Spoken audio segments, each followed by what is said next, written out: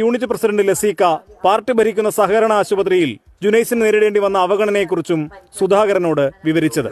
ഞങ്ങൾ 7ാമത്തെ ദിവസമാണ് ഈ ഹോസ്പിറ്റലിൽ പോലും. ഈ സമയമായിട്ട് എനിക്ക് റൂം പോലും ഉണ്ടായിട്ടില്ല. ഈ വാർഡിലാണ് 3 ദിവസമായിട്ട്.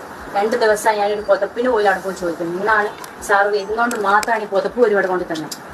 KPCC പ്രസിഡന്റിന്റെയും മറ്റു നേതാക്കളുടെയും മാധ്യമങ്ങളുടെയും മുന്നിൽ വെച്ചുള്ള KSU നേതാവിന്റെ ഈ തുറന്നുപറച്ചിൽ ആശുപത്രി ഭരണസമിതിയുടെ സെക്രട്ടറിയായ കോൺഗ്രസ് നേതാവ് അജയ് തറയിലിനെ ചൊടിപ്പിച്ചു. സൗകര്യങ്ങളില്ലെങ്കിൽ വേറെ ആശുപത്രിയിലേക്ക് മാറിക്കൊള്ളാൻ പറഞ്ഞു അജയ്. തന്നോളം തല്ലുകൊണ്ടവർ ഇല്ലെന്നും ഓർമ്മപ്പെടുത്തൽ.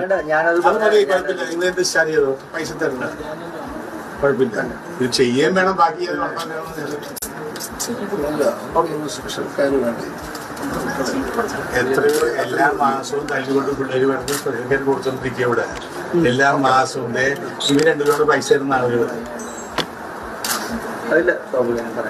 ഈ അതേപോലെ എന്നോട് പറഞ്ഞില്ല 5 ദിവസം